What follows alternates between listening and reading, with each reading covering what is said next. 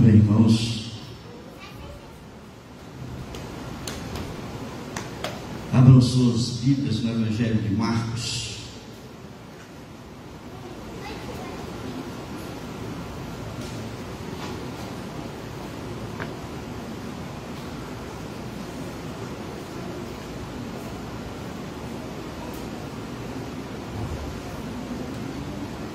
Evangelho de Marcos, capítulo de número 5.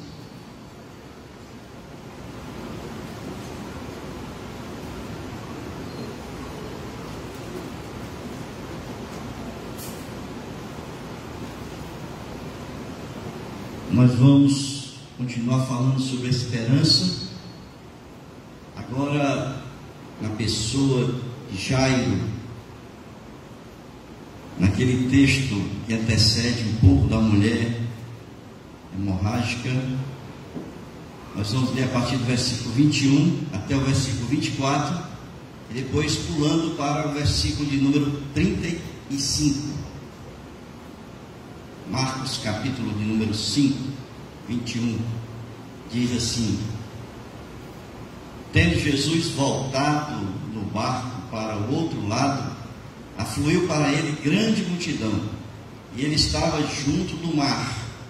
Eis que se chegou a ele um dos principais da sinagoga, chamado Jairo, e vendo-o, prostrou-se a seus pés, e insistentemente lhe suplicou: minha filhinha está à morte, vem, impõe as mãos sobre ela, para que seja salva e viverá. Jesus foi com ele. Versículo 35. Falava ele ainda quando chegaram alguns da casa do chefe da sinagoga, a quem disseram: tua filha já morreu, porque ainda incomodas o mestre. Mas Jesus, sem acudir a tais palavras, disse ao chefe da sinagoga: não temas, crê somente. Contudo, não permitiu que alguém o acompanhasse, senão Pedro e os irmãos Tiago e João. Chegando à casa do chefe da sinagoga, viu Jesus o alvoroço, os que choravam e os que pranteavam muito. Ao entrar, lhes disse: por que estáis em alvoroço e chorais? A criança não está morta, mas dorme. E riam-se dele. Tendo ele, porém, mandado sair a todos, tomou o pai e a mãe da criança e os que vieram com ele, e entrou onde ela estava. Tomando-a pela mão, disse: Talita cumi, que quer dizer: menina, eu te mando, levanta-te. Imediatamente a menina se levantou e pôs-se a andar, pois tinha 12 anos. Então ficaram todos sobremaneira admirados.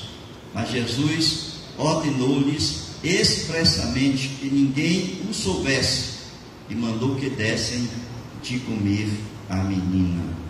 Amém, meus irmãos? Que o Senhor aplique a sua palavra a cada coração aqui presente.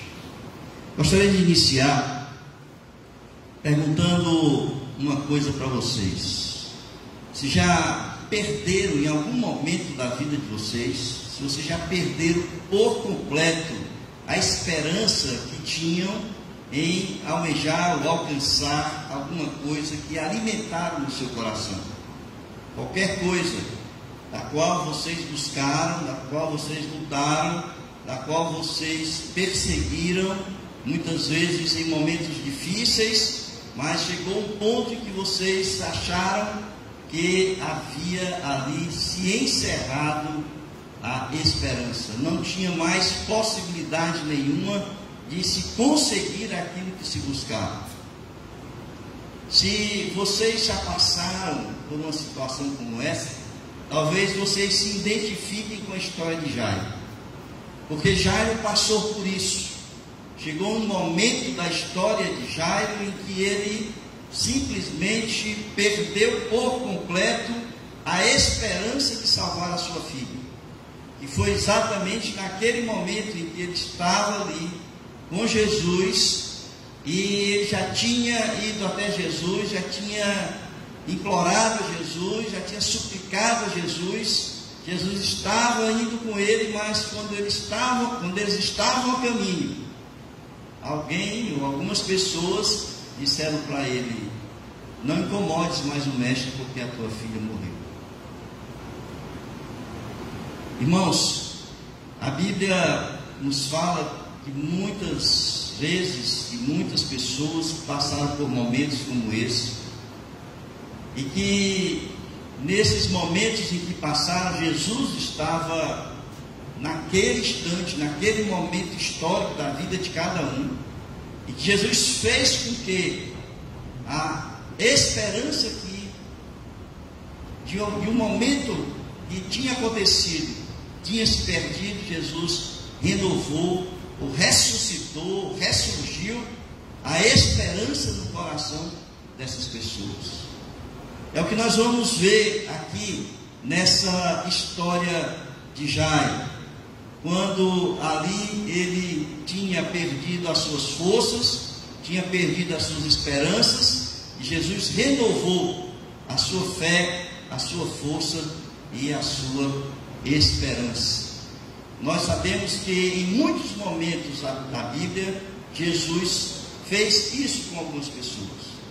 Nós vimos, por exemplo, no domingo passado, a história da mulher do fluxo de sangue, da qual a mulher apenas tocou nas vestes de Jesus, e depois que ela 12 anos estava buscando a sua cura, não havia conseguido, e quando ela tocou nas vestes de Jesus, ela ficou completamente curada. Ali na travessia do mar da Galileia, pouco antes nessa história em Marcos, ele vai relatar uma travessia onde a tempestade estava colocando em risco a vida dos seus apóstolos de Jesus, e eles: mestre, tu não te importas que pereçamos? E Jesus então acalmou a tempestade. Nós temos, por exemplo, a história de Lázaro, né? Lázaro já estava morto, né? Portanto não tinha mais como, aos olhos humanos, ressuscitá-lo, mas Jesus foi e ressuscitou Lázaro. Nós temos a história do paralítico de Betesda, que há 38 anos tentava entrar naquele tanque para ser curado, e Jesus chega ali naquele momento e resolve aquela situação, e ele então fica completamente curado. Jesus muitas vezes nós não pensamos inicialmente na pessoa de Jesus quando estamos em busca de resolver situações como essa. E às vezes nós pensamos que Jesus é a última esperança. E na verdade Jesus não é a última. Jesus é a única esperança para todos aqueles que confiam, para todos aqueles que creem que Jesus pode resolver a sua vida. A título de introdução, queria trazer alguns pontos para nós nos contextualizarmos com essa história. Primeiro é que Jairo, como diz aqui, era o líder da sinagoga de Cafarnaum. Jairo era um judeu, portanto, líder da sinagoga. Agora entenda o seguinte: ele era líder da sinagoga e possivelmente ele era uma das pessoas que pensaram em matar Jesus. Se vocês olharem um pouco na história, no capítulo 3 do Evangelho de Marcos, Jesus cura o homem que tinha a mão ressequida. E ele faz essa cura exatamente num dia de sábado.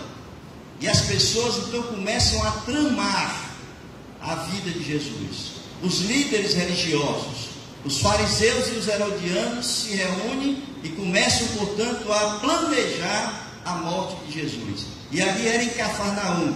Entendam, era em Cafarnaum, e Jairo era o líder da sinagoga de Cafarnaum. Portanto, possivelmente um daqueles que tinha planejado a morte de Jesus. Vejam aí em Marcos capítulo 3, versículo de número 6.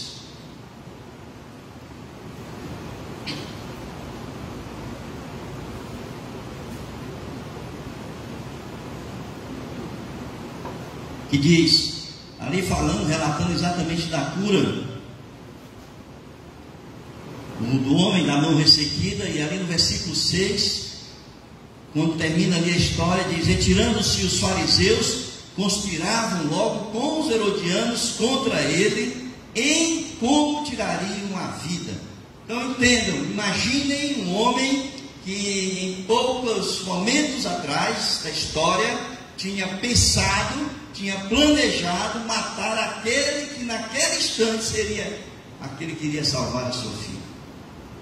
O segundo ponto que a gente quer chamar aqui a atenção para que a gente se contextualize nessa história é que Jairo, ele era esse líder da sinagoga de Cafarnaum, portanto era um homem que tinha uma posição social, era um homem que tinha um status social, uma posição de comando, de liderança dentro da sociedade, uma vez que os líderes religiosos eram aqueles que comandavam o povo, a população. E portanto ali, Jairo, quando ele vai em busca de Jesus, ele tem que se despir da situação, da condição social em que ele vivia. Ele teve que se despir do seu orgulho, da sua posição, de todo o preconceito, uma vez que eles entendiam que Jesus não era o Filho de Deus, então eles tinham preconceito contra a pessoa de Jesus, e de todo o seu legalismo, que era a vestimenta daqueles que faziam parte da elite religiosa de Israel naquela época histórica. E ali naquele momento, irmãos, acendeu-se o quê? Uma luz de esperança.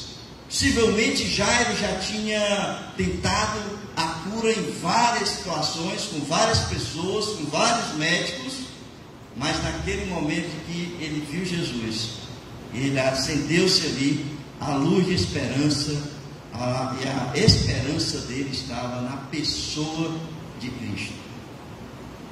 Portanto, ele sai de uma posição alta do seu estado para poder ali se prostrar aos pés de Jesus. Diz o texto que ele se prostra ali aos pés de Jesus. Um terceiro ponto que eu quero chamar a atenção como introdução para que a gente se contextualize é que não basta para nós, aqui no início a gente vê isso, não basta para nós simplesmente alimentar a esperança. É preciso crer. Na verdade, a fé, ela vem antes da esperança. A gente só pode realmente esperar em Cristo se a gente acreditar que Cristo é o Filho de Deus. Não basta ter esperança, é preciso crer em Jesus Cristo e que Ele é realmente a solução para o nosso problema. Jairo estava desesperado, irmãos. A filha estava morrendo. Imagine o que é você ter uma pessoa querida, se for filha, ente querido, cônjuge, qualquer um da qual você ama loucamente, e naquele momento você sente que a pessoa está indo, está morrendo. O desespero bate no seu coração.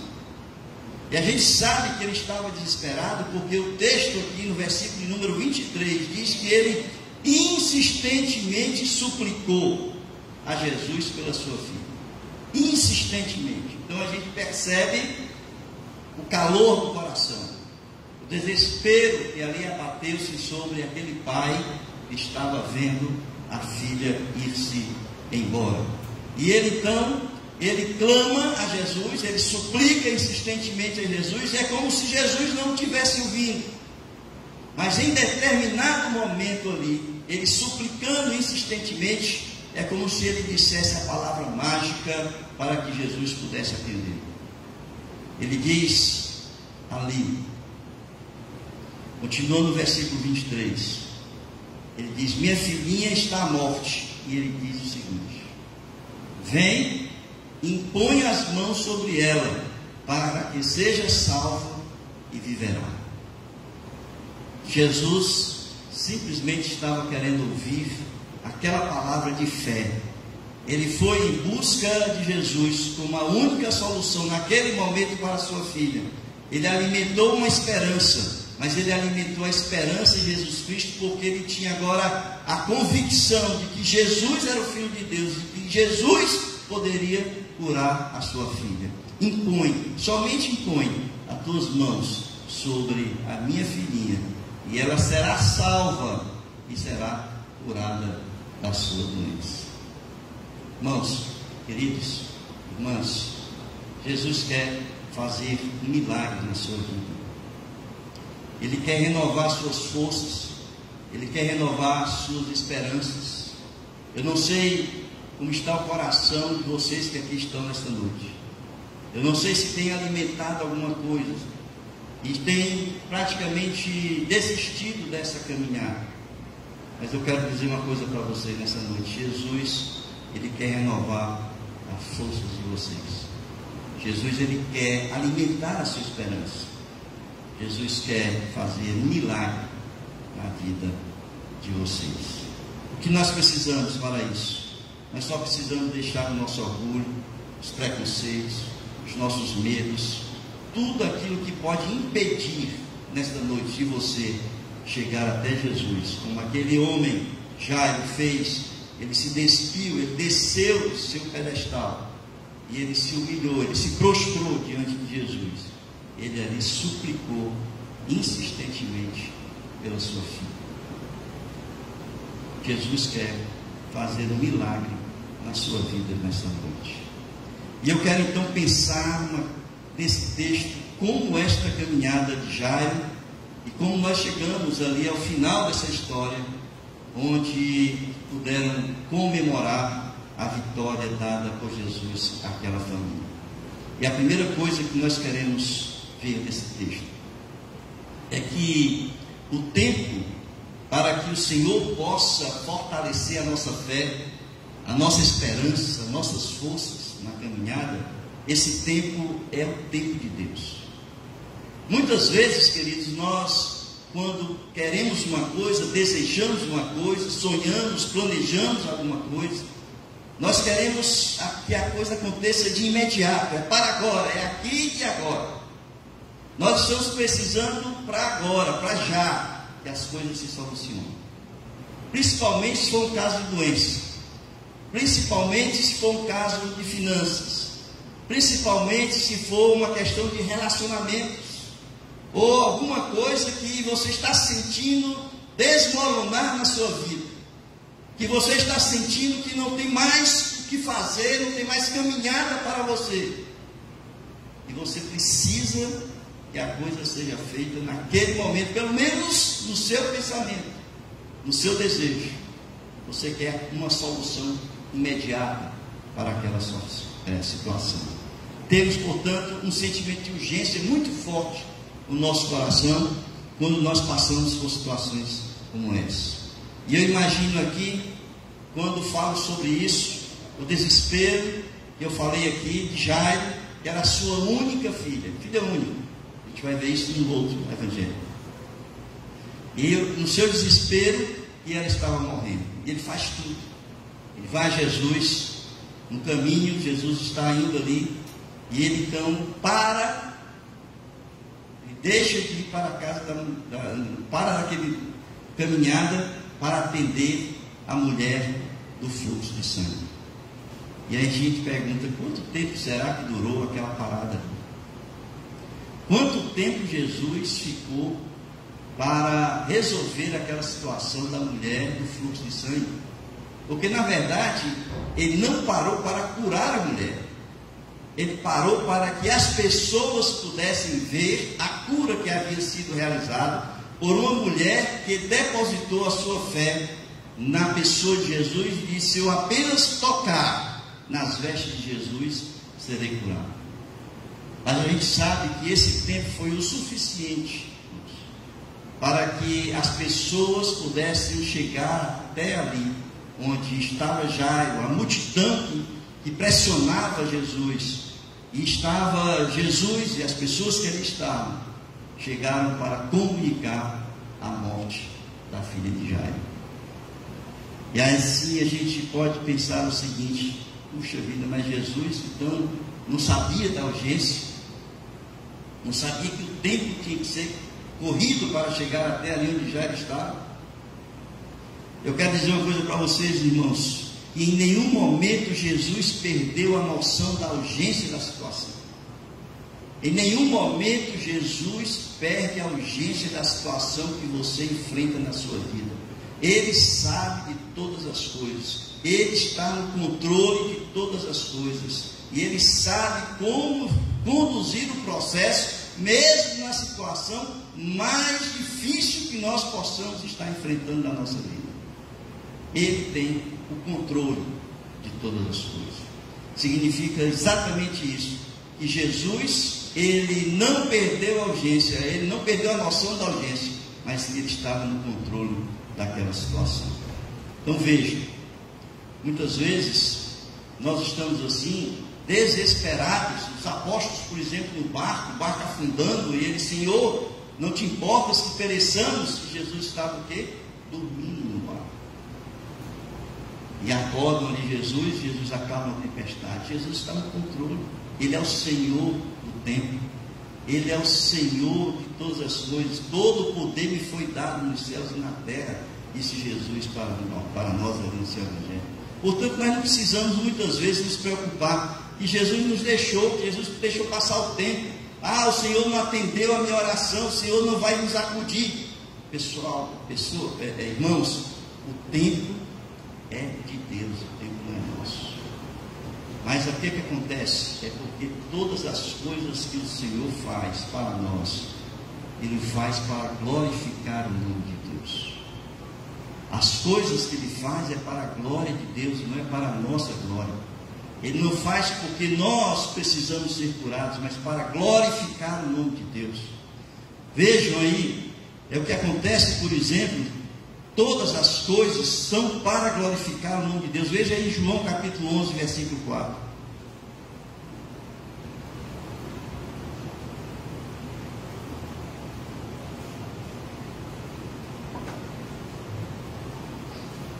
O que é que acontece no Evangelho de João, capítulo 11?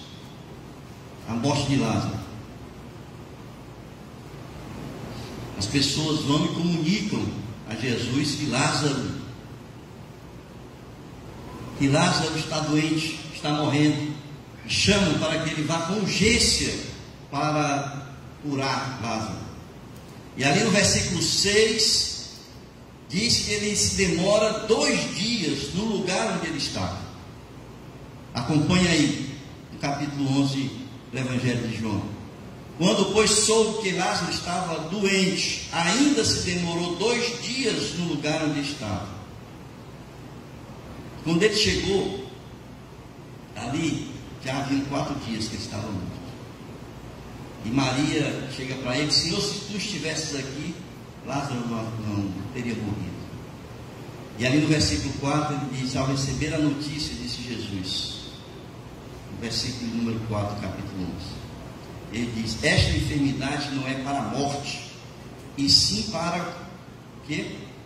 Para a glória de Deus, a fim de que o Filho de Deus seja por ela glorificado. Irmão, será que Jesus havia perdido a urgência do tempo em Lázaro? Ele ficou 2 dias, depois mais 2 dias de viagem. Quando ele chegou ali, Lázaro estava morto e enterrado. Mas acontece que Jesus estava no controle de todas as coisas. E quando ele curou Lázaro, ele não curou por causa de Lázaro, ele curou porque aquela cura foi para glorificar o nome de Deus e o Filho de Deus.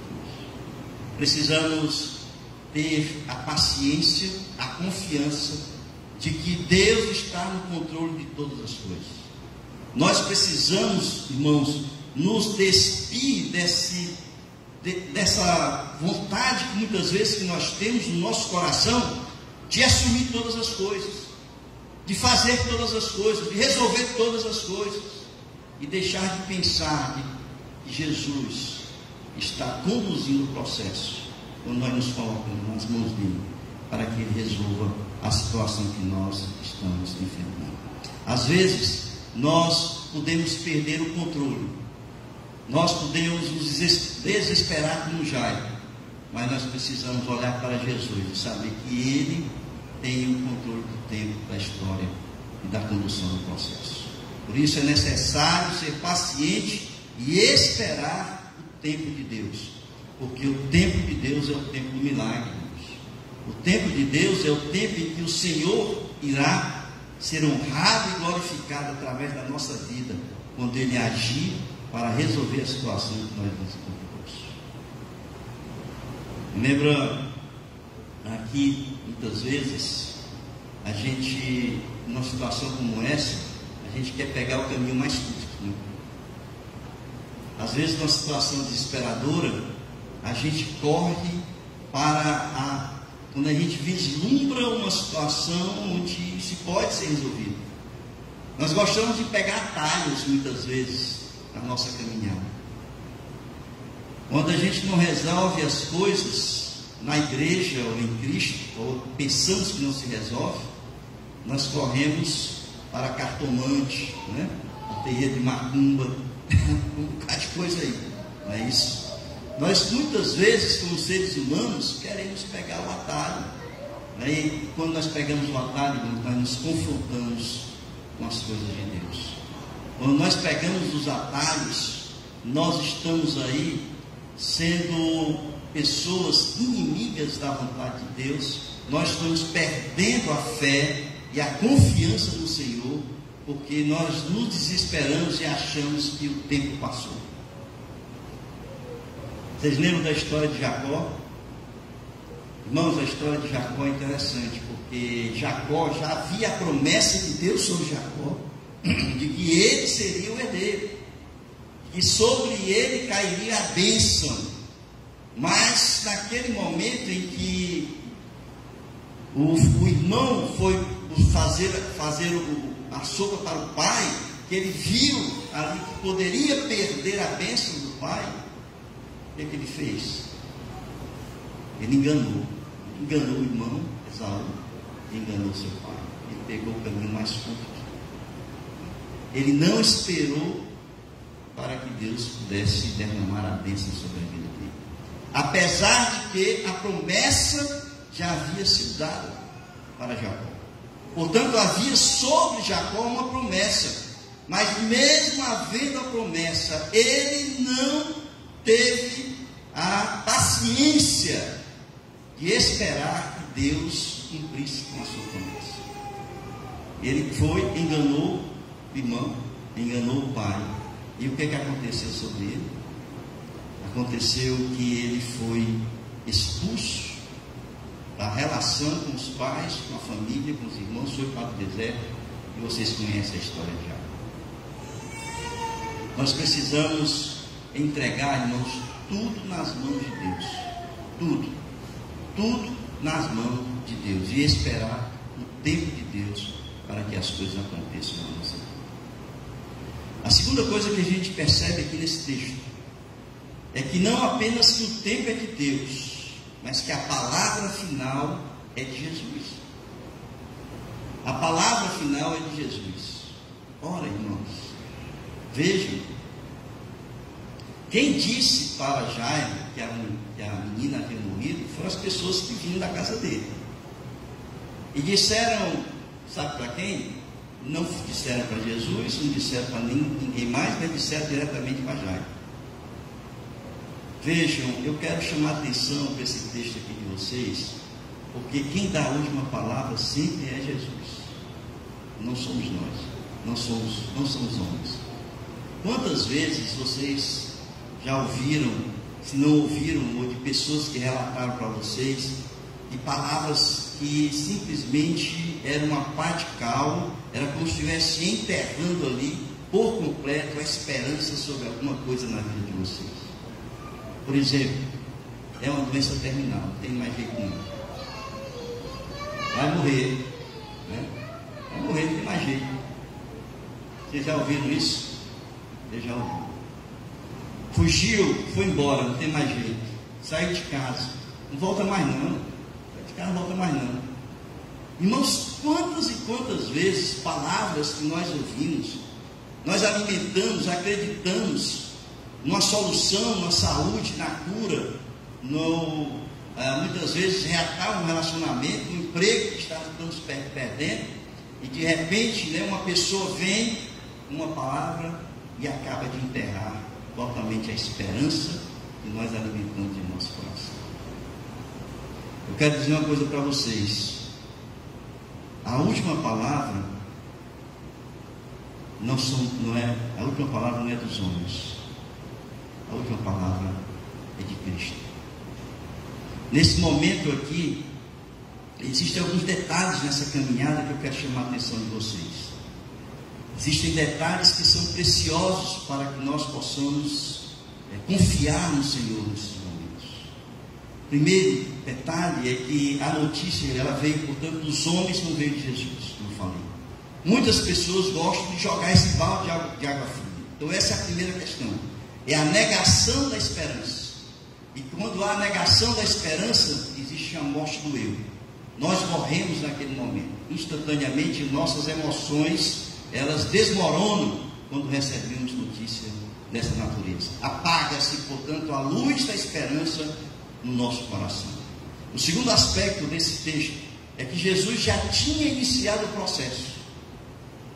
Perceba, da mesma forma que Jacó já tinha recebido a promessa, naquele momento ali, que eles estão caminhando para a cura da filha de Jairo, Jesus já estava caminhando no sentido de curar a filha de Jairo. Irmãos, Deus não faz nada pela metade. Deus não vai começar um processo e encerrar no meio do caminho. Ele não vai simplesmente parar aquilo que ele começou, porque algo pode ter acontecido. O Deus que nós cremos é o Deus do impossível. Não existe nada que pode deter a ação de Deus quando Ele quer fazer, quando Ele determina fazer.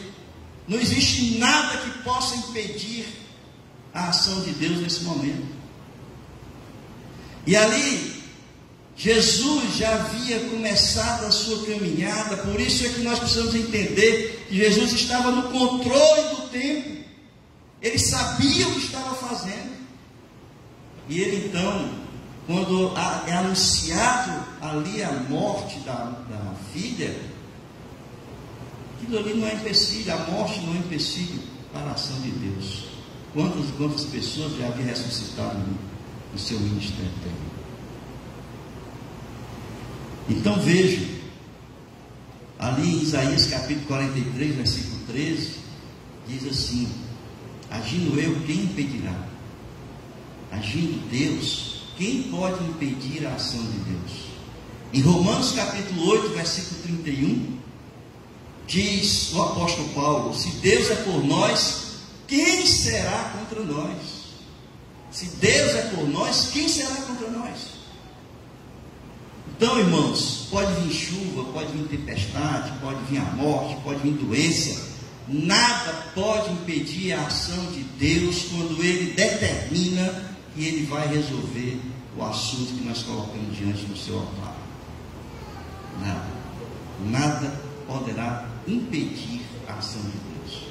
Não é a fome, não é a nudez, não é a espada, não é a angústia, nem qualquer criatura pode impedir a ação de Deus para impedir aquilo que Ele já determinou que Ele ia fazer.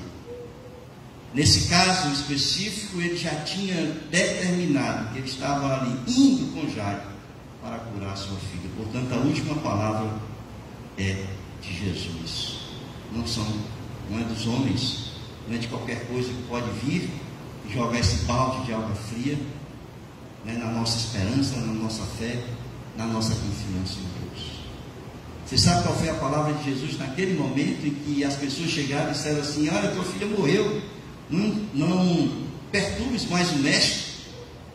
Jesus então dá apenas 3 palavras, 3 frases que foram importantes para levantar novamente a fé e a esperança de Jairo. A primeira foi versículo número 36: não temas.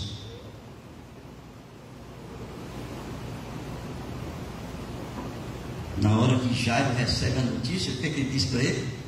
Não temas. Olha o temor de Jairo. Ele disse assim: puxa vida, lutei tanto, corri para todos os cantos, médicos, remédios, tudo, tentei de tudo, e agora minha filha morreu. Olha o medo ali, desespero no coração daquele pai. Jesus diz: não temas, Não temos. Jesus está dizendo isso para você hoje, meu irmão, minha irmã. Não temos. A última palavra é de Jesus. Não temos. Seja qual for a situação que você possa estar enfrentando, você não está sozinho, você não está sozinha. Jesus está com você. Por isso não temos. Qual foi a segunda frase que ele disse aqui? Crer somente. Não temos. Depois ele disse o quê? Crer somente. A tendência desses momentos é perder a fé. Morreu, acabou. É você perder a sua confiança, perder a sua fé. E aí você começa a se decepcionar com Jesus. Jesus, lutei tanto, orei tanto, passei noites e noites e noites de joelho no chão, orando, colocando diante do Senhor. E aconteceu. Jesus está dizendo: crer somente. E é isso que ele está dizendo hoje para você. Crê, não perca a sua fé, pois sem fé, queridos, é impossível agradar a Deus. Você sabe qual foi a terceira frase que ele disse aqui? Versículo de número 39. Ele disse para o Jairo o seguinte: a criança não está morta, mas dorme. Veja. Primeiro ele disse: não temos. Depois ele disse: crê somente.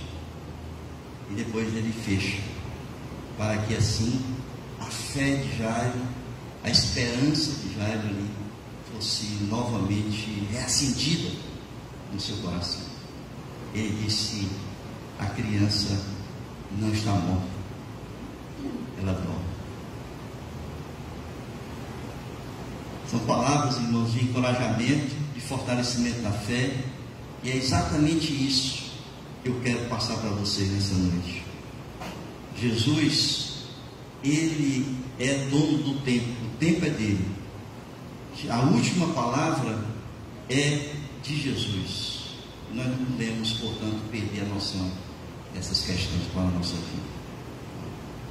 A outra coisa que a gente aprende nesse texto aqui, é o que eu já falei, que tudo aquilo que é feito para a glória de Deus. Portanto, a gente percebe aqui, a glória é de Cristo. Ele manda todo mundo sair, as pessoas riram. Muitas vezes, irmãos, as pessoas que estão em casa, as situações muitas vezes de pessoas que nos rodeiam, de amigos, conhecidos, essas pessoas são muitas vezes aquelas, são muito mais aquelas que tentam desencorajar a gente nessa caminhada com Cristo. E ali na casa de Jairo estava cheio de gente chorando e já desesperado ali junto com ele. E aqui diz que as pessoas estavam pranteando, chorando, portanto alimentando a desesperança daquela família, daquele lar. E Jesus então chega, põe aquele pessoal para fora, chama o pai, chama a mãe da criança, e juntamente com os seus 3 apóstolos mais íntimos, Pedro, João e Tiago, ele entra ali, e ali ele diz: Talita cumi, menina, levanta-te. E a menina se levanta e ela é ressuscitada naquele momento. E o nome de Deus é glorificado com aquela cura, com a ressurreição daquela criança. Queridos, eu quero concluir essa nossa mensagem dizendo uma coisa para vocês. Eu não sei o que você está enfrentando, não conheço o coração de vocês nessa noite. Eu não sei as lutas que vocês têm enfrentado, as dificuldades. Eu não sei quais são os problemas na vida de vocês. Alguns até conheço, porque compartilham comigo e oramos juntos sobre essas situações. Mas a maioria aqui eu não sei o que estão passando, o que estão enfrentando, nem como vocês estão tentando resolver essas situações. Mas eu quero dizer para vocês uma coisa: que Jesus Cristo não é a última esperança Não é depois que vocês tentam todas as coisas que não dá certo e vocês devem olhar para Jesus. Eu quero dizer para vocês é que Jesus é a única, não é a última. Jesus é a única esperança para toda e qualquer situação que você possa estar enfrentando e vivenciando na sua vida. O que você precisa ter? Fé e esperança em Cristo.